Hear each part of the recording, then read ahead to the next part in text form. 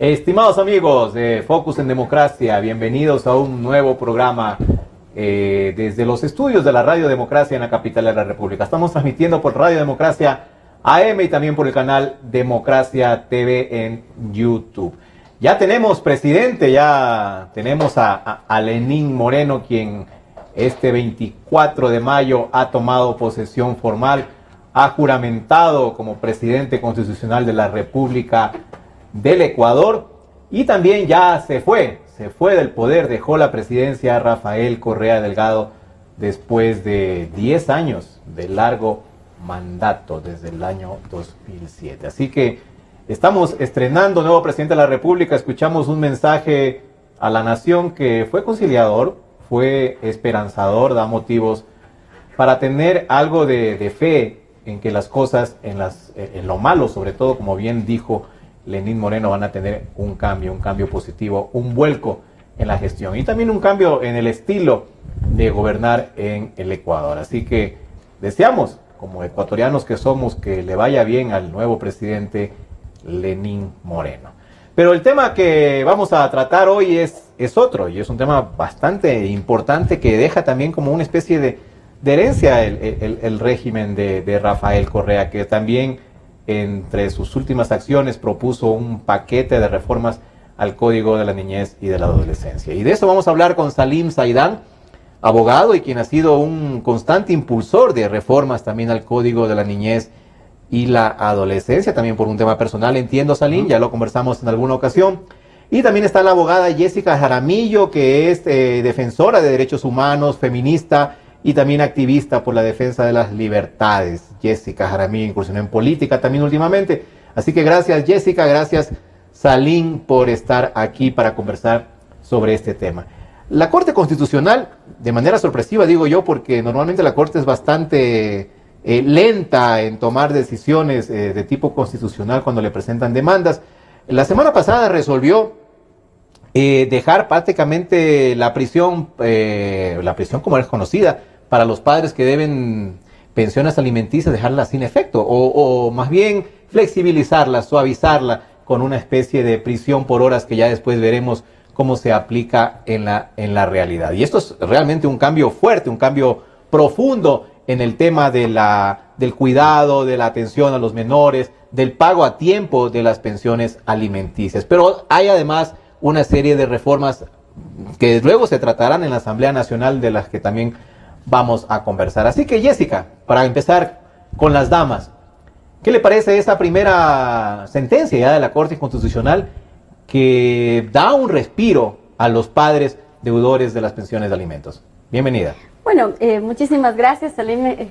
Marlon, muchas gracias por este espacio. Yo siempre digo que estos temas son fundamentales porque están presentes en la vida cotidiana de la gente, ¿no?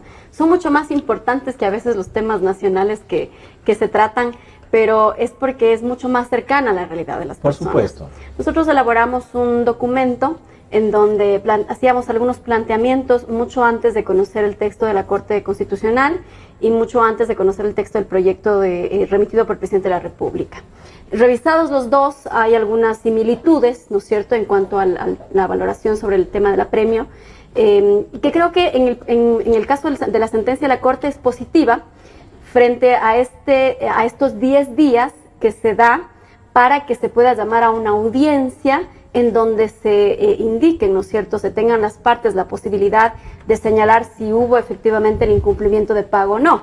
Creo que esa instancia que se crea con la sentencia es importante en virtud de que hay una etapa, una audiencia de conciliación que se denomina, para que se pueda aclarar, ¿no es cierto?, y dilucidar si es que en efecto hay o no hay, digamos, este pago de las pensiones alimenticias o no, a diferencia de lo que hoy se hace, que es el apremio directo, ¿no?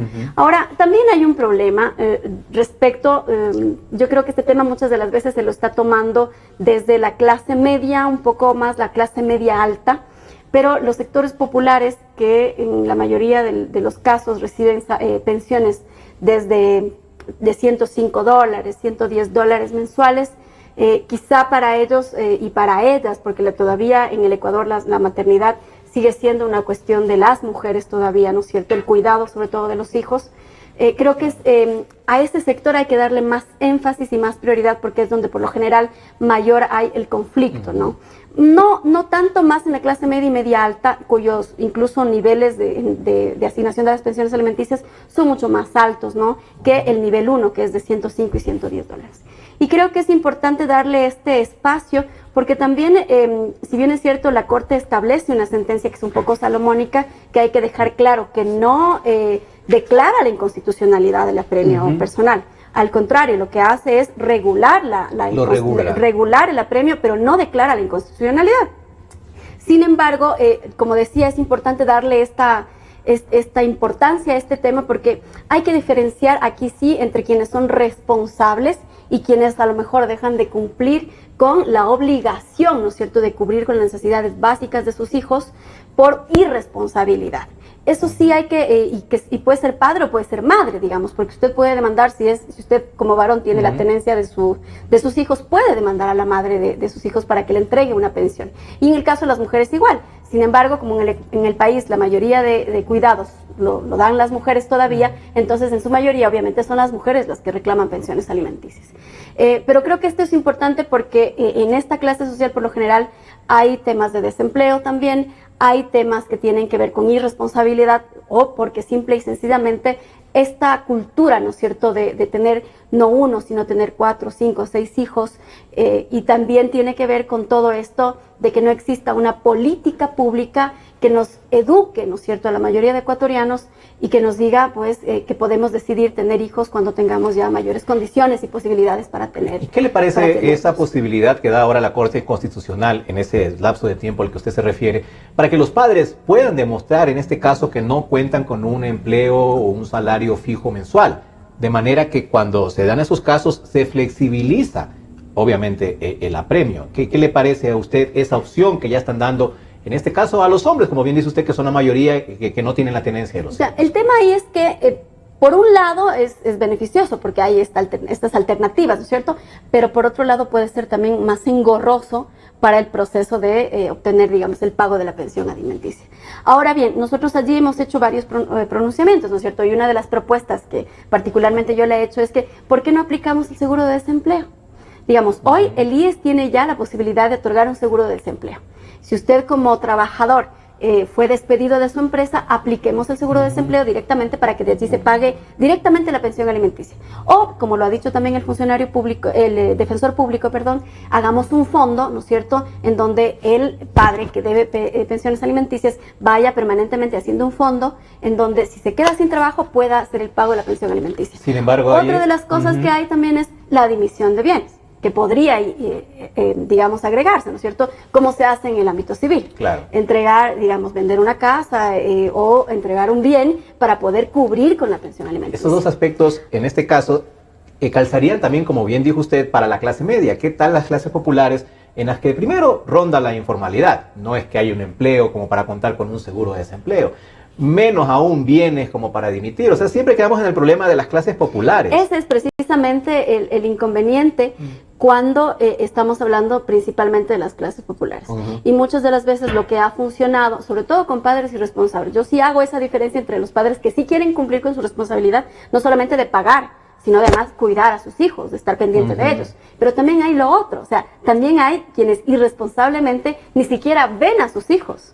Entonces, creo que para ellos sí funciona el tema del apremio. Además, la sentencia de la Corte lo dice exactamente, y el proyecto de ley también, respecto de que si hay un incumplimiento, ¿no es cierto?, ya la sanción es directa, digamos, es el apremio personal. Salim Saidán ha sido, digo yo, casi un llanero solitario, porque fue uno de los primeros en emprender una campaña de este tipo a favor de los padres, ¿no?, a favor de los padres varones, que incluso luchando por la tenencia también de los hijos, lo recordamos en eso. Y ahora el tema, muchos años después, Salim, empieza a tener un eco y un eco fuerte y un cambio de posición, incluso en el expresidente Rafael Correa, un cambio de posición que particularmente me sorprende porque él también fue el impulsor, recordemos cuando estaba la anterior asamblea, de estas mismas reformas que incluso vincularon ya con el apremio, no solo al padre que no cumple, sino incluso a los abuelos, que fue todo un escándalo aquí en el Ecuador. Ahora que se dan estos cambios, que ya la Corte Constitucional también da paso a esta reforma, en reforma en el apremio, ¿no? En la prisión. ¿Cómo lo toman ustedes? O usted particularmente, Salim, ¿esto ya es un avance? ¿Van mejorando las cosas? ¿Se vienen otras reformas más profundas? Gracias por la invitación, Marlon. Un gusto compartir también con Jesse. Un saludo a quienes nos ven a través de Democracia TV. Yo considero que la preocupación del presidente de la República sobre la legislación de niñez fue tardía. Al último. Saludamos, obviamente, el proyecto de ley que presentó en la Asamblea Nacional, pero definitivamente es extraño. Comparto tu sorpresa por este cambio de posición. Y además de eso, me parece que fue tardía la preocupación del presidente de la República. ¿Por qué razón? Porque el bloque legislativo de él, el bloque de Alianza País, en el 2009 promovió y aprobó la reforma al Código de la Niñez. El Código de la Niñez data del 2003. Correcto. En el 2009 se incorporó la tabla de pensiones alimenticias, se incorporaron algunos artículos que produjeron este desbalance, esta sobrepreocupación sobre las necesidades materiales y las pensiones, y la despreocupación total sobre las visitas, la crianza y los cuidados.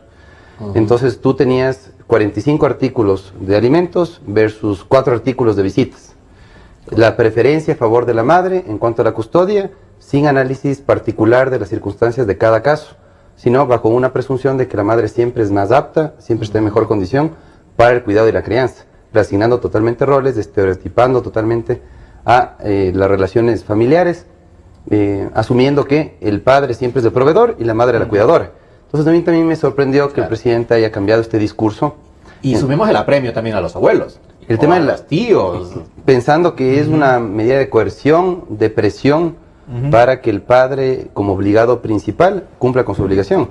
Pero olvidando que el Código de la Niñez establece que los obligados sociales son los tíos, los abuelos, los hermanos, pero no habla de abuelos paternos, de tíos paternos, sino habla de los tíos y abuelos en general. Entonces también me llama la atención la práctica judicial, la forma como se ha aplicado ese derecho, que registra algunos problemas, pero que también esos problemas normativos creo que se agravan con la mala aplicación de esa legislación de niñez por parte de los jueces. Me parece que el Consejo de la Judicatura no ha trabajado en la selección de los jueces y juezas, no ha trabajado bien en la capacitación. Me parece que también debería complementarse todas estas reformas normativas con políticas públicas, sobre todo enfocadas en la administración de justicia. Es decir, no tenemos jueces especializados para estos casos. Tenemos jueces especializados de nombre. De nombre, a eso me refiero. Pero, por ejemplo, las pruebas psicológicas que les preocupó recién en el Consejo de la Judicatura con el caso de la jueza Codantes en Guayaquil, por ejemplo, con más razón, el perfil psicológico de las juezas, de los jueces, tendría que ser cuidadosamente examinado. ¿Qué pasa si es que una mala experiencia personal se traspola la resolución de un caso? ¿Qué pasa si es que una experiencia personal cercana, una experiencia, digamos, negativa en torno a un padre irresponsable, influye en la toma de decisiones de esa jueza? Entonces, definitivamente... Predispone, así es. Exacto, ya prejuzga al juzgador y eso es nocivo, ¿no? Y en el fondo, entonces, el paquete de reformas que envió Rafael Correa, ¿reúne las exigencias, los cambios que ustedes proponían desde hace mucho tiempo ya? Buena parte de los cambios que nosotros promovíamos están plasmados en el proyecto. La evaluación general que yo hago al proyecto de ley es positiva, creo que es un buen proyecto. Sin embargo, tiene algunos problemas, ¿no? Yo, por ejemplo... señalo claramente que en cuanto a tenencia es bastante bueno el proyecto, bastante claro. En cuanto a alimentos está medianamente bien y en cuanto a visitas está muy mal el proyecto. Tiene que ser ajustado. Tiene que ser ajustado. Por ejemplo, en el tema de tenencia, ¿hay la posibilidad real ahora de que los padres luchen en condiciones iguales que la madre por la tenencia de sus hijos? ¿Qué cambia? La Corte Constitucional tiene que resolver, todavía no lo ha hecho, la demanda de inconstitucionalidad presentada por Farid Simón y Daniela Salazar sobre el artículo 106, numerales 2 y 4 del Código de la Niñez. Es una de los tantos casos que están ahí represados en la Corte Constitucional que aún no han sido resueltos. Ese es un tema central que ahora parecería corregirse con el proyecto de ley. Se establece que en el Código vigente que se prefiera la madre para la custodia de los niños menores de 12 años. Y en caso de igualdad de condiciones de padre y madre, se preferirá igualmente a la madre. Entonces es una absurda discriminación en perjuicio de la propia madre, a la cual se se le atribuye la labor de crianza y al padre se le atribuye la labor de manutención. Entonces, ese es un problema que tiene que resolverse en la Corte Constitucional o en la Asamblea Nacional con ocasión de esta reforma. ¿Qué dice el proyecto de reforma? El proyecto de ley establece 3 regímenes de tenencia. Le sigue llamando tenencia lastimosamente. Creo que esta era la oportunidad para cambiar el uso del lenguaje inclusive. ¿Qué palabras custodia. Vendría mejor? Custodia, ¿no? En el derecho comparado ya se adopta la denominación custodia. Tenencia, lo que nos... Es un objeto, ¿no? Exacto, a cosificar a los niños, a seguirlos tratando como objetos, cuando la doctrina de protección integral justamente dio ese salto al reconocimiento de el niño como sujeto pleno de derechos, como titular de derechos. Me acordé de otro título, cargas familiares. Exactamente. Hasta para el pago de utilidades, depende de las cargas. Está totalmente en desuso También, y yo creo que hay que actualizar la legislación, comenzando por cambiar el lenguaje. Así es. Entonces, tenencia ya no. Se sigue hablando de visitas cuando debería hablarse de convivencia familiar. El padre o madre no pueden ser visitantes de sus hijos. Tienen que ser co-criadores. Tienen que ser socios de la crianza de sus hijos. Tienen que cooperar mutuamente y llegar a acuerdos mínimos. El otro tema importante es que se incorporan los 3 tipos de tenencias. La uniparental o exclusiva, que es la que ya tenemos. Padre o madre asume las mayores responsabilidades en cuanto a crianza. No es el único, obviamente, que asume las labores de crianza. Claro. Muchos papás piensan que, bueno, ella es la que tiene la custodia, entonces es la que le cría. No. Y tú no tienes que apoyar como padre en la crianza, sino que tienes que asumir la responsabilidad plena de la crianza. Correcto. Y la otra cosa importante es que además de la otorgada a un familiar, el tercer tipo de tenencia es la compartida, por la que tanto hemos luchado. Que se dé la opción a los buenos padres de pedir que el juez reconozca la posibilidad de que demostrando aptitudes parentales, comportamientos parentales adecuados, el padre pueda pedir ser parte activa de la vida de su hijo, de la crianza, en iguales condiciones, que se distribuya equitativamente la responsabilidad entre padre y madre, tomando en cuenta la crianza y manutención como responsabilidades centrales en la vida de un niño. Entonces, la tenencia compartida está sujeta a varios parámetros. Está muy bien la redacción de ese par de artículos, en donde se establece cuáles serían las condiciones en las que se aprobaría un régimen de custodia compartida, sobre todo tomando en cuenta la residencia de los padres, tomando en cuenta que es importante que la proximidad de los domicilios sea un factor determinante para aprobar un régimen de custodia compartida. Que vivan en la misma ciudad. Exactamente. Entonces, hay cambios positivos en cuanto a tenencia. Es decir, habrá la posibilidad, si se aprueba esa reforma, de que un niño divida su tiempo de convivencia, porque ese es dormir, vivir bajo un techo. Convivencia tanto con el padre como con la madre. 3 días el padre, 4 días la madre, por decir algo. Claro, romper con esa idea de que el padre le visita al niño los fines de semana por unas horas y se encarga de la recreación. Y la madre entre semana le disciplina al niño, claro, le ayuda en las tareas escolares. Definitivamente, padre y madre tienen que involucrarse los 7 días de la semana en iguales condiciones. Entonces, ¿qué plantea la tenencia compartida? Que existan planes de coparentalidad. Tal vez esa expresión es la que falta en el proyecto de ley.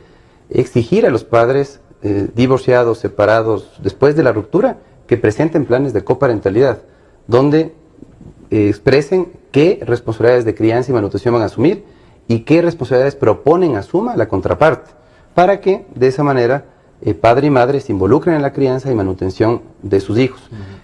Padres más involucrados en la crianza, siempre digo, y madres más involucradas en la manutención si tienen posibilidades. Si son madres trabajadoras, necesitan tiempo para trabajar. Correcto. ¿Por qué razón no tenemos nosotros que aliviar también esa responsabilidad en cuanto a la crianza de los niños?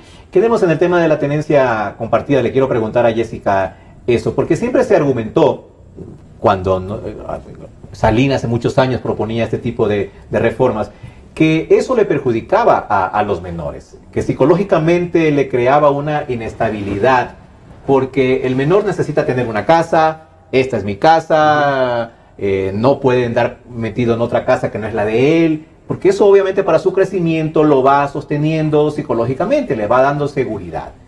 Aparentemente ya con este cambio que se propone, aquello ya queda desvirtuado. Quiero saber su opinión, Jessica. Bueno, realmente creo que a quienes hicieron el proyecto de ley les faltó estudiar un poquito más la legislación comparada.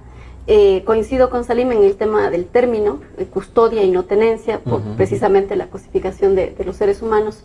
Creo que allí había necesidad de hacer un cambio Y posteriormente creo que también hay que observar legislaciones que son un poco más equilibradas sobre este tema. Por ejemplo, la legislación italiana establece un mecanismo de custodia compartida que es interesante, que fija una residencia del niño, fija la residencia en un solo espacio, pero las decisiones de educación, las decisiones de responsabilidades, deberes, o sea, todo lo comparten los padres, pero la residencia la separa y la fija en un solo sitio para que no tenga, ¿no es cierto?, este inconveniente de tener dos casas a mitad de semana, que sí puede generar un inconveniente, sobre todo en la estabilidad emocional del niño.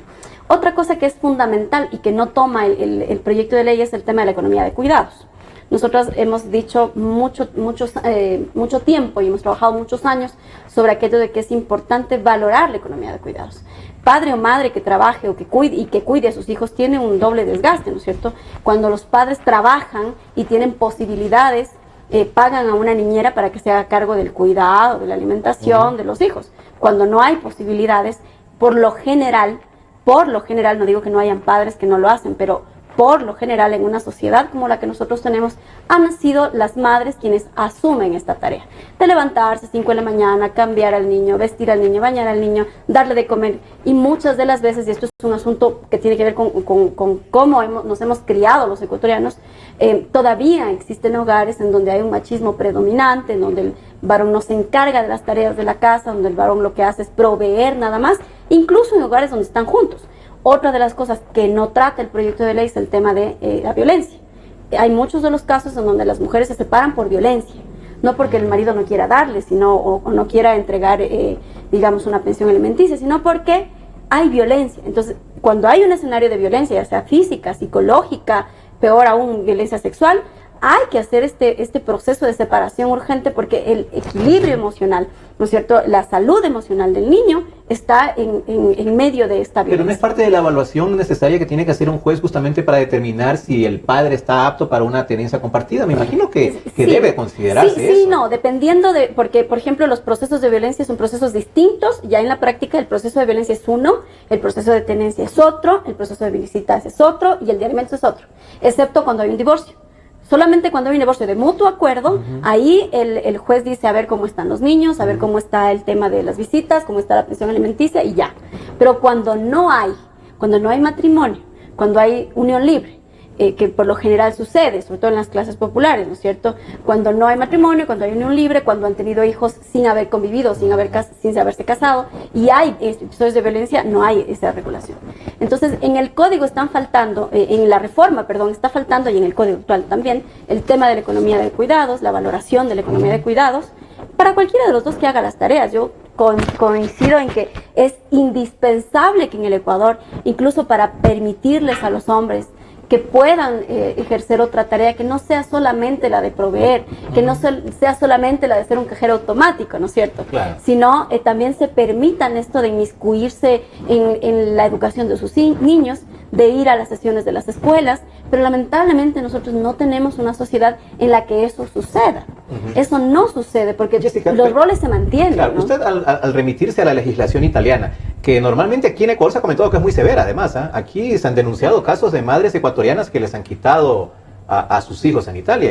No, hay que tomar lo bueno y hay que dejar lo malo, obviamente. Pero en todo caso, al remitirse a esa legislación, se está negando la posibilidad de una convivencia al no permitir que el niño vaya a otra casa. Usted dice, una residencia única.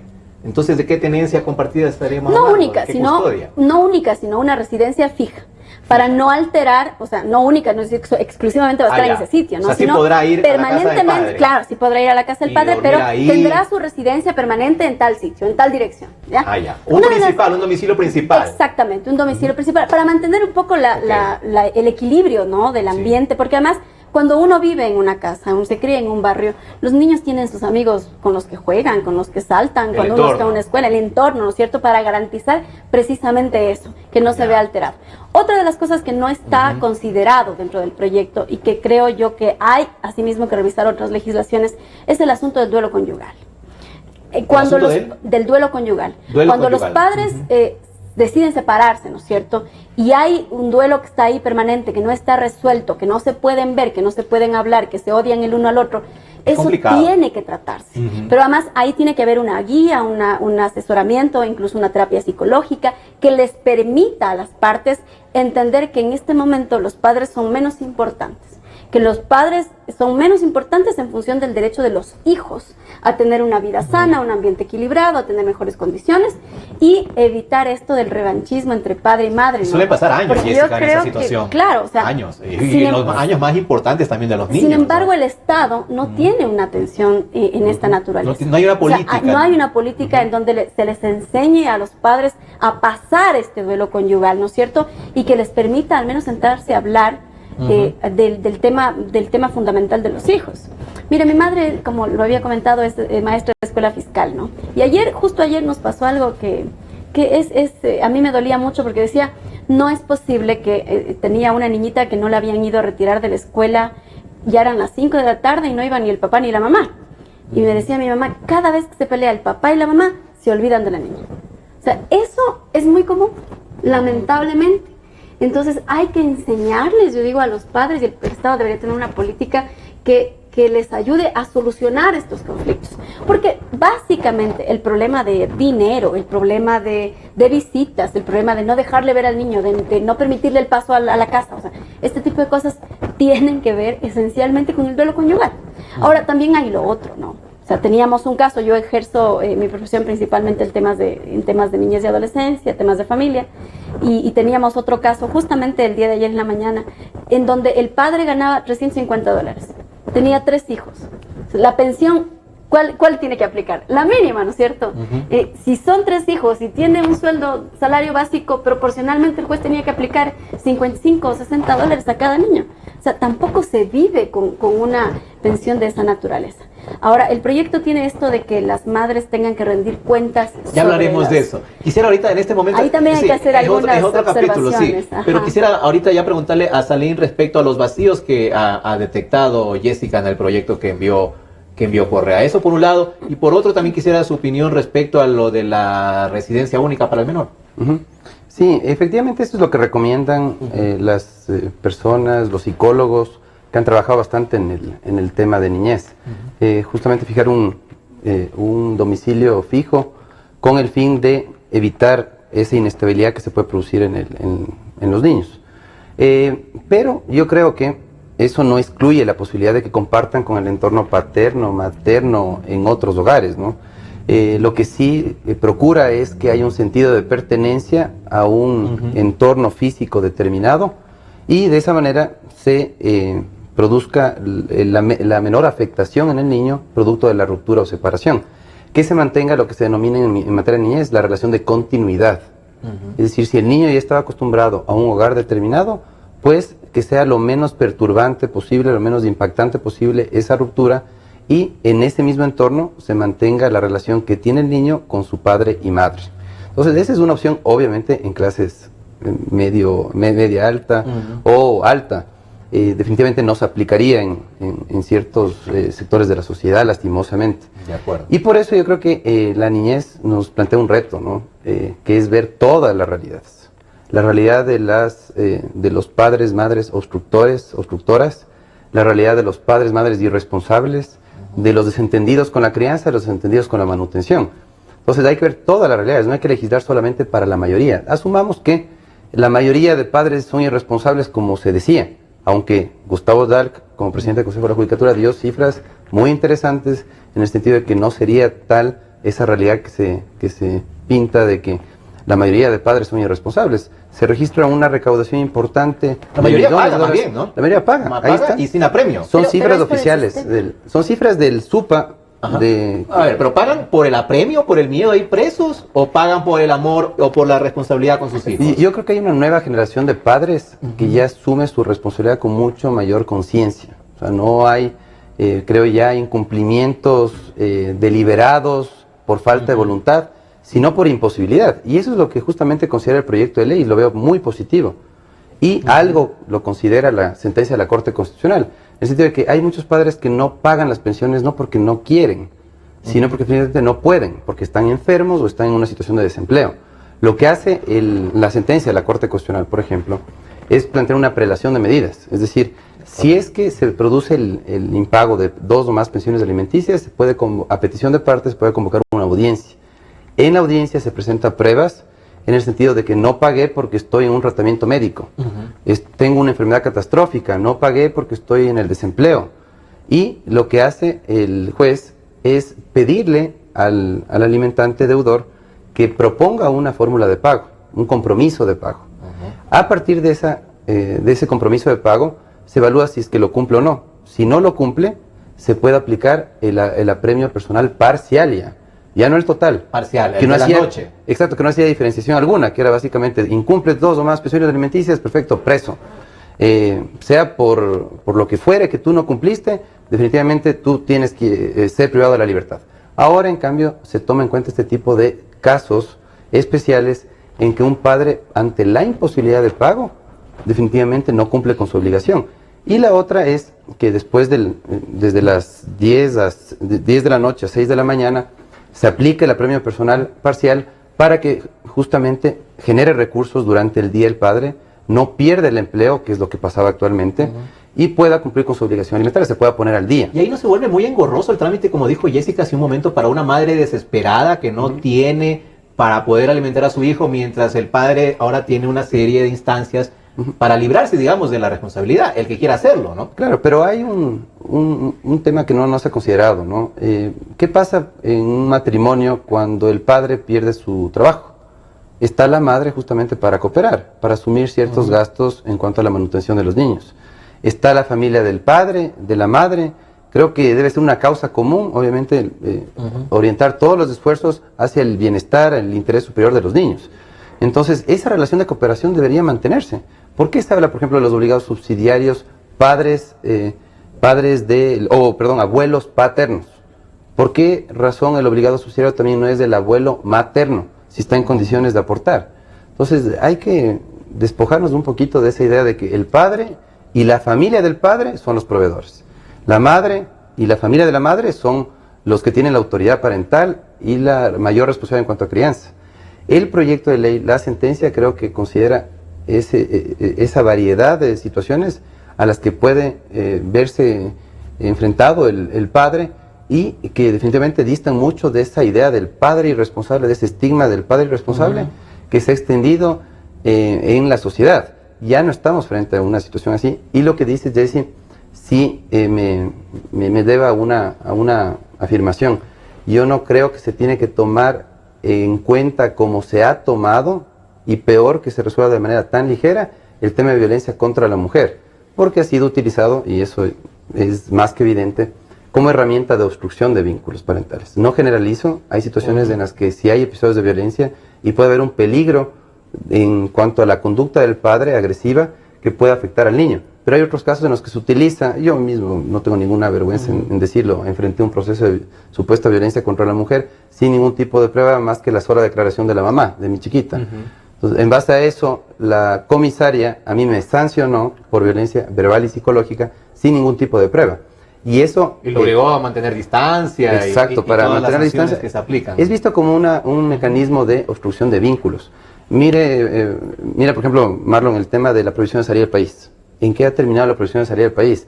En un instrumento de venganza y de lo más bajo, que incluso le dificulta al padre la posibilidad de generar recursos trabajando en el exterior cuando obviamente necesita viajar por cuestiones de trabajo, con la sola petición de parte, sin notificación previa y sin ningún tipo de justificación, se puede ordenar la prohibición de salir del país. La defensa, uno se entera en migración al momento de querer salir. Claro, entonces ya eso corrige a nuestros seleccionados. Eso corrige, y es la mala fe. Tú ves también que justo el día viernes llega la boleta de premio, para que pases obviamente el fin de semana privado de tu libertad. Justo el momento en que se dispone el futbolista a viajar, llega la famosa boleta de premio. Entonces es la mala fe también la que mueve a esto y no la preocupación real en ciertos casos, ¿no? Y lo que tú tienes en el proyecto de ley es que la prohibición de salir del país desaparece la prohibición de salir del país desaparece para todos los casos. Ya no se aplicaría. Excepto cuando se registre el incumplimiento de pensiones alimenticias, que es lo razonable. Tú incumples el pago y obvio que vas a tener esa prohibición, esa limitación en la movilidad. Pero si tú estás al día, ¿cuál es el sentido de que con la sola petición de parte se pueda disponer una prohibición y eso se aplica de salir del país? Actualmente es así de absurdo, tienes dos disposiciones. O sea, no es por atrasos. El artículo 20 y 25 de la ley reformatoria del 2009 dispone, el artículo 20, dice, en caso de incumplimiento se puede disponer la prohibición de salida del país. El 25, 5 artículos más adelante, a petición de parte, por si acaso. Sí, exacto, por si acaso. Ante la eventualidad de que incumpla, estás al día y tienes todavía esa prohibición que es súper engorroso para levantar. Bueno, para levantar temporalmente. Para cada viaje tienes que hacer un trámite igual se pierde el con vuelo, garantes, exactamente. Entonces, igual el daño está hecho. Respecto a lo que mencionaba... y algo te quería comentar, Marlon, es del tema de la prohibición de salida del país para obligados subsidiarios nada más. Desaparece con la sentencia de la Corte. Se mantiene para los padres, lastimosamente. Algo es algo. Respecto a lo que decía Jessica, el duelo conyugal, ¿cómo se puede llegar a concretar acuerdos de esta naturaleza que siempre deben tener la voluntad de padre y madre finalmente? Es verdad que los jueces disponen, pero si no hay la predisposición de padre y madre de llevar civilizadamente ese tipo de convivencia o tenencia compartida, ¿cómo se va a aplicar cuando exista todavía esa bronca interna, ese deseo de revancha entre padre y madre o del padre a la madre? Es mucho más complicado, eso se va más allá de la ley.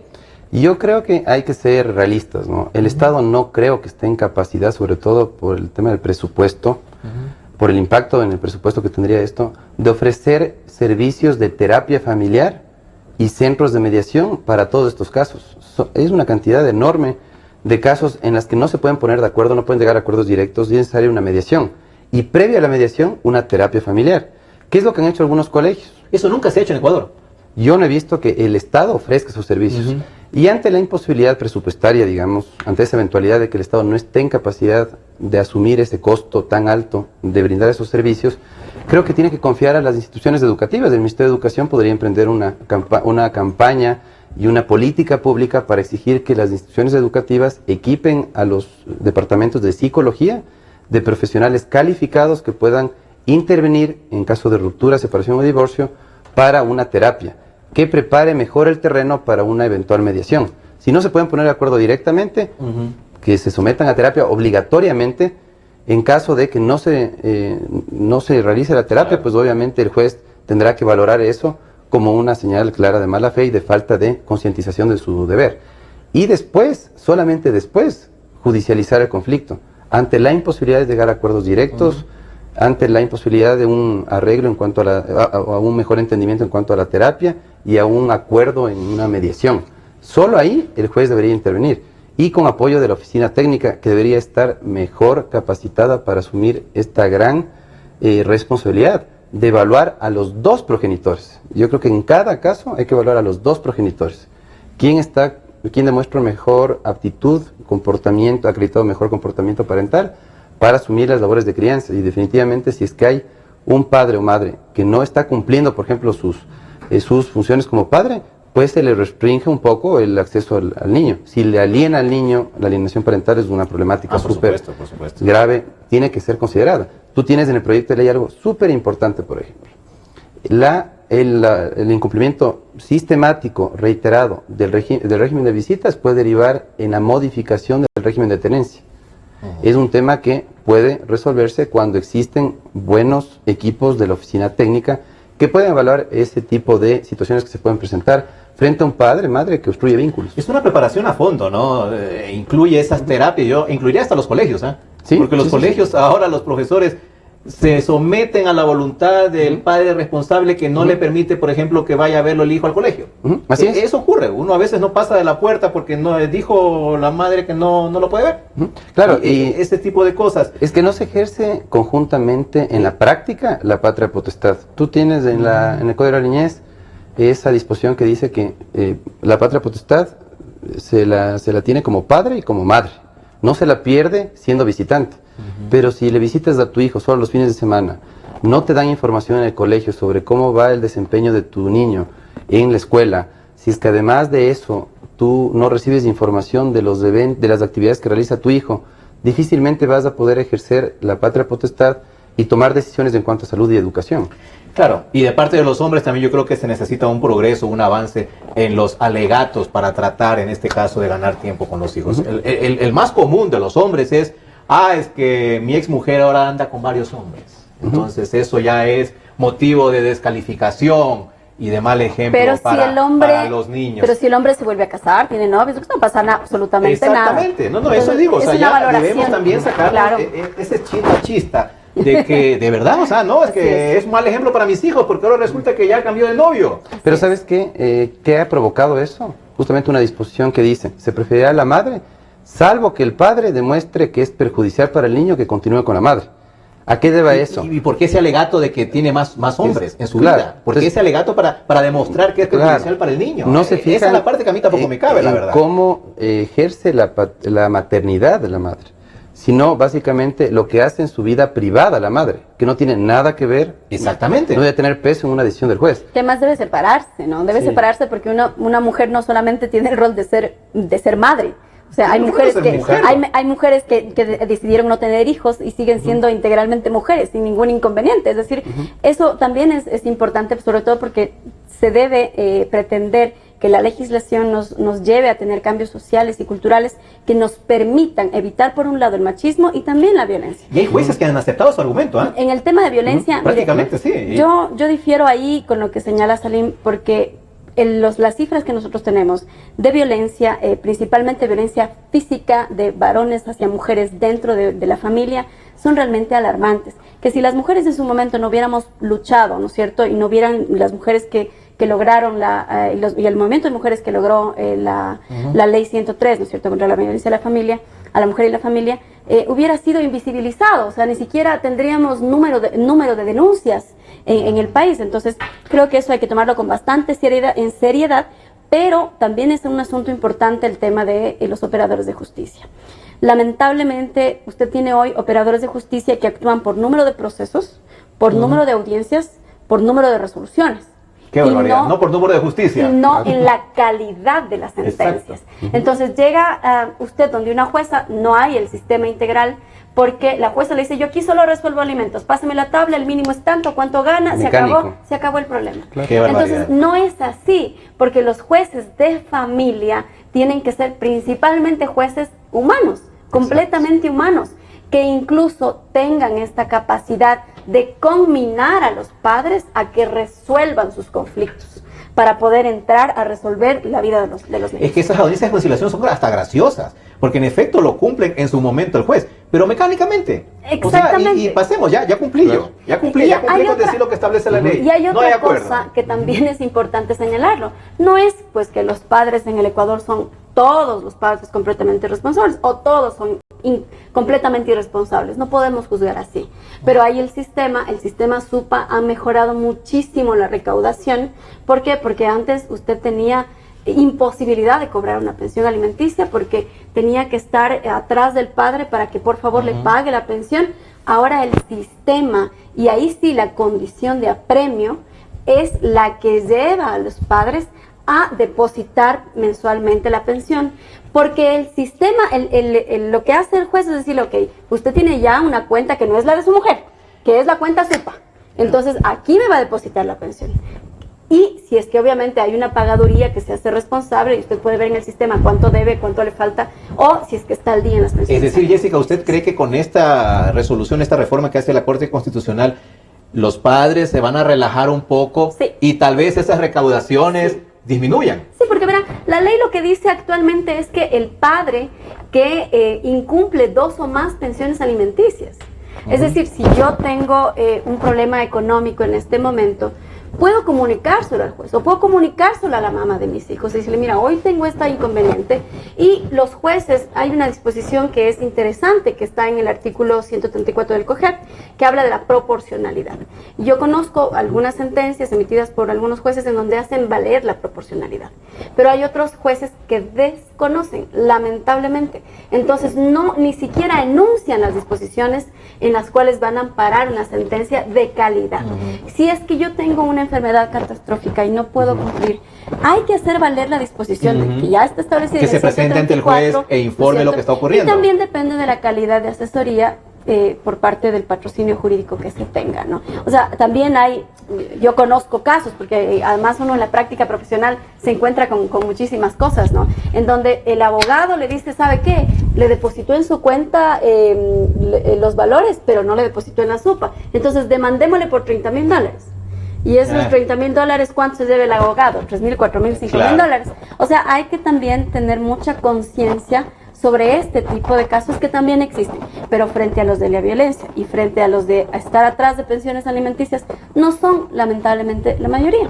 La mayoría, lamentablemente en el Ecuador, porque a mí me gustaría tener una sociedad mucho más equilibrada, ¿no? En donde los padres efectivamente se hagan cargo de las responsabilidades que es criar, que es cuidar, que es llevarles a dormir a los niños todos los días, ese tipo de cosas que son bonitas y tener relaciones mucho más civilizadas, pero no las tenemos, principalmente por un factor, por la educación.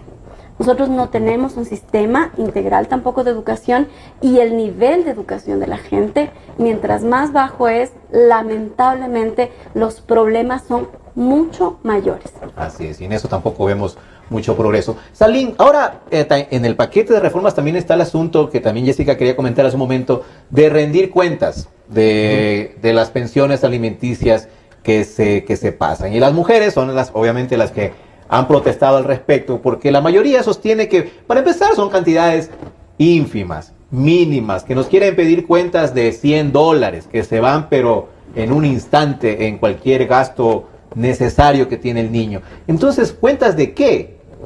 Podemos tocar el asunto de la rendición. El proyecto de ley contiene una disposición que menciona que se puede exigir como obligado la rendición de cuentas. ¿Sí? Auditar en qué se está gastando el dinero por concepto de pensión alimenticia, y que en caso de la sospecha de un eventual desvío, se presenta ante el juez los debidos respaldos de que se está gastando el dinero de la pensión alimenticia en beneficio del niño y sin, obviamente, desviar estos recursos hacia un beneficio particular, sea de la madre o de la familia de la madre. ¿Y eso por qué? Porque se han dado casos. Mucho. Yo creo que en los grupos 5 y 6 sí es un fenómeno los altos que no podemos negar, exactamente. Pero definitivamente en los grupos 1 o 2 tenemos pensiones tan bajas que definitivamente no alcanzan para cubrir ni siquiera las necesidades básicas de los niños.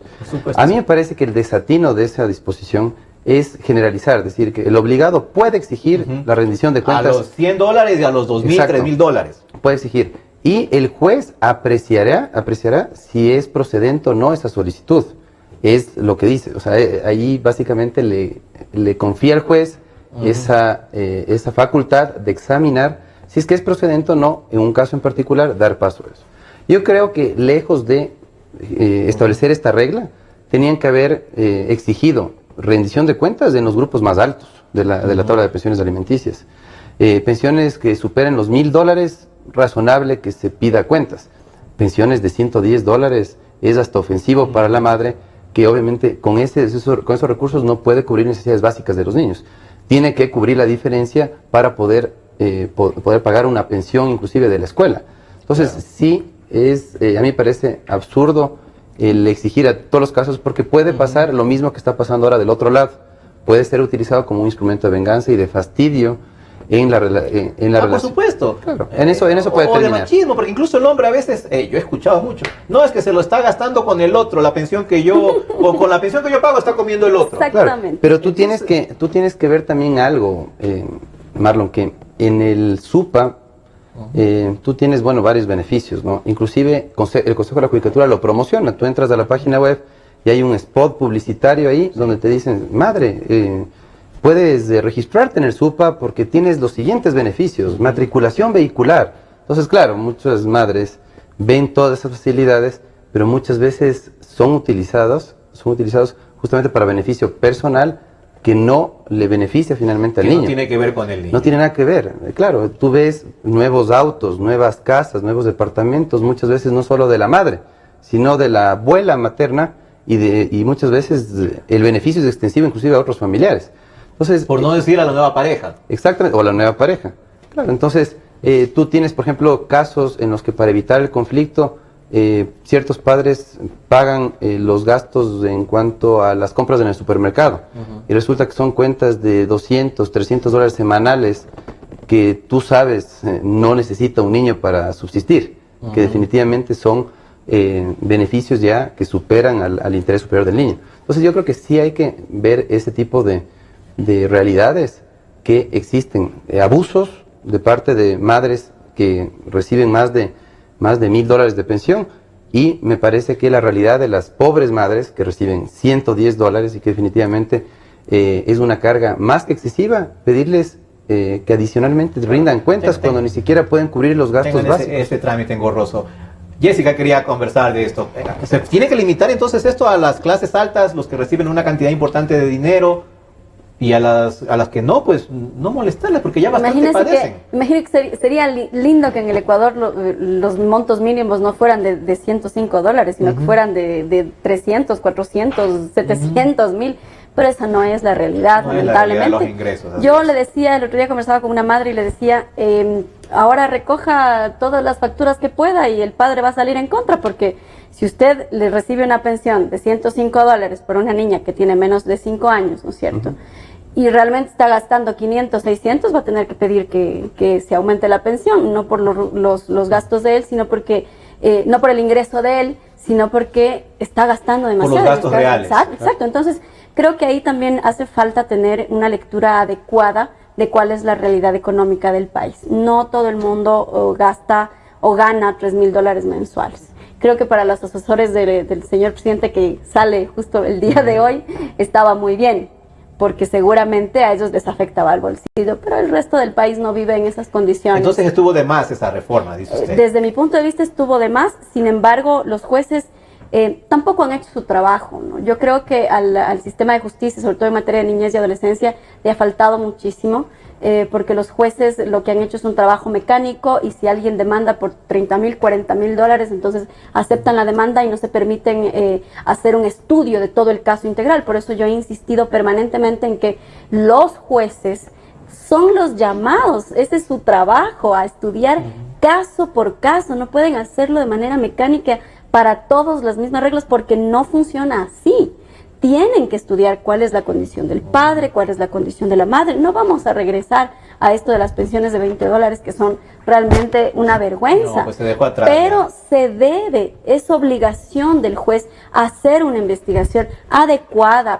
Es obligación de los abogados que ejercen la profesión tratar de llegar a acuerdos, tratar de que hayan mejores condiciones para que sus defendidos, que no son la madre o el padre, sino que finalmente son los niños que están en medio de esa relación. Entonces creo que eso al sistema de justicia le ha faltado mucho, nos queda debiendo, y debe haber mayor especialización, mayor conocimiento de quienes están al frente de estos temas. Y hay que ser conscientes que este debate ni siquiera se dio a fondo cuando se aprobaron. Se aprobó el Código de la Niñez, o sea, fue una cosa impuesta por la mayoría aplastante que tenía en ese momento el gobierno. Hubo protestas, pero sencillamente no se abrió ese espacio. Fueron necesarias. El contexto era distinto, creo. El contexto social era distinto y eso le llevó, pero eso le llevó al otro extremo. Tú tienes, por ejemplo, cosas tan arbitrarias, tan injustas como las 2 pensiones adicionales. Tú tienes una pensión adicional porque recibes un sueldo adicional. Claro. Tú tienes la 14ª remuneración, que tú la recibes alrededor de $400 Ajá. al margen de cuánto ganes, ¿no? Sí. Y tú debes pagar sobre lo que no recibes. Tú tienes una pensión de $1,000, recibes alrededor de $400, tienes que buscar la diferencia. Así es. Ahora lo que hace el proyecto de ley es justamente establecer claramente que tú tienes que pagar sobre lo que recibes y dividido para el número de hijos que tienes, porque si se creaba una perversa distinción entre tus primeros hijos y los hijos de tu nuevo matrimonio. Se quedaban sin nada. Se quedaban sin nada porque destinabas toda la 14ª remuneración, encima te quedas endeudado porque tenías que cubrir la diferencia y definitivamente pagabas sobre lo que no recibías. El otro tema también que es importante, tomar en cuenta los ingresos también de las madres trabajadoras. Si las madres están en posibilidad de aportar, ¿cuál es la razón de preocuparse por una responsabilidad de manutención que también la tienen que asumir?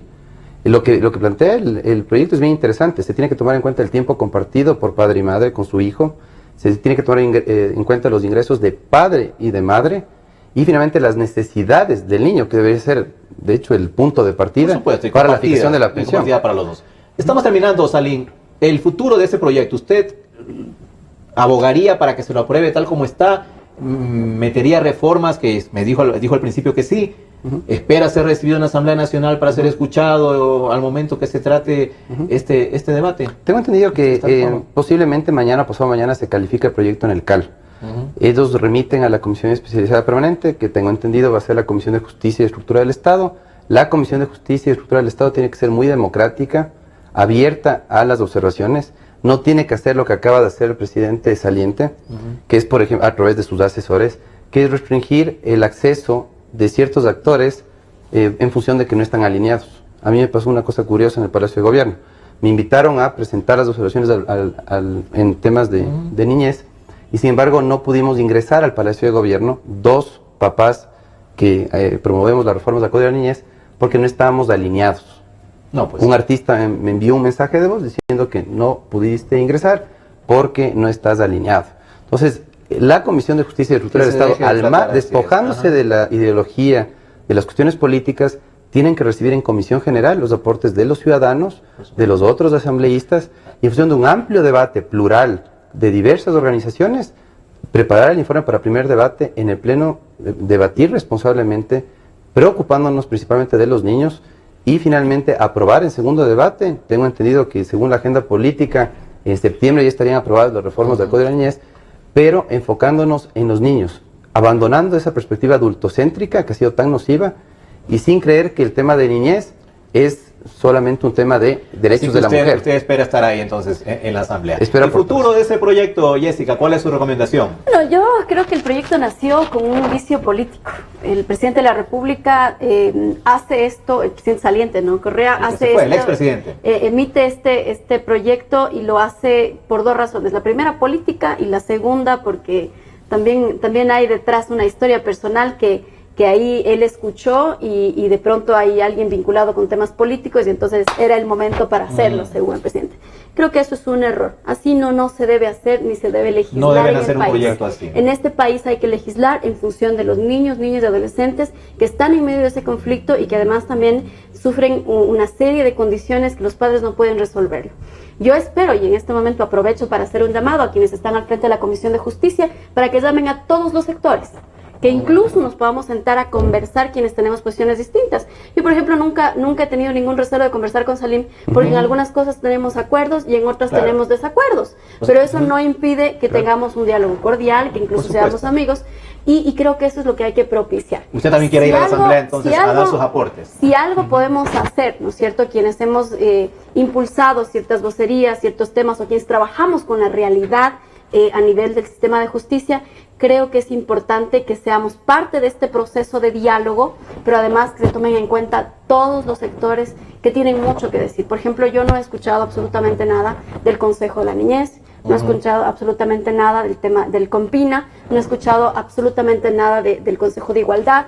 Entonces parece que hay autoridades que Consejo Intergeneracional, que están cerrados la boca, que no han puesto absolutamente nada y que no han hecho ni siquiera un estudio en el Ecuador para que se armen proyectos. Y que para eso falta. Falta mucho. Bueno, Lo último, Salim, cortito porque se nos acabó el tiempo. Yo quería informar que el apremio personal no fue declarado inconstitucional, con fines informativos aclaro esto, sino fue modificada la regla que lo regula. Y el otro tema es que es una regulación provisional. La definitiva tendrá que aprobarse en la Asamblea, eso lo ha aclarado en sentencia de la Corte, que por cierto ha resuelto estos temas que datan del año 2010, después de 7 años. Como siempre tomándose su donde tiempo. Don Alexis Mera tiene un criterio en el 2010 y otro en el 2016. Exacto. Hay que leer la sentencia. Bueno, Lenin Moreno dijo en su posesión que no es malo cambiar de opinión ni de criterio, que es de personas inteligentes, que significa cambiar de opinión, reconocer que en algún momento estuvieron equivocados. Bueno. Así que bueno, gracias Jessica Jaramillo, gracias Salim Saidán por sus aportes. Y también hago ese llamado, es hora de comenzar una nueva etapa en la que se tome en cuenta a todos los sectores, los que piensan de una manera y los que piensan de otra. Un llamado que se hizo aquí a la Comisión de Justicia para que reciban a Jessica, para que reciban a Salim, personajes valiosos que han estado activos en este tema y que tienen mucho que aportar. Así que ojalá haya un nuevo estilo, una nueva forma de preparar las leyes, de debatir, como lo estamos haciendo aquí. Gracias a los dos, gracias a ustedes por su atención y será hasta el siguiente programa.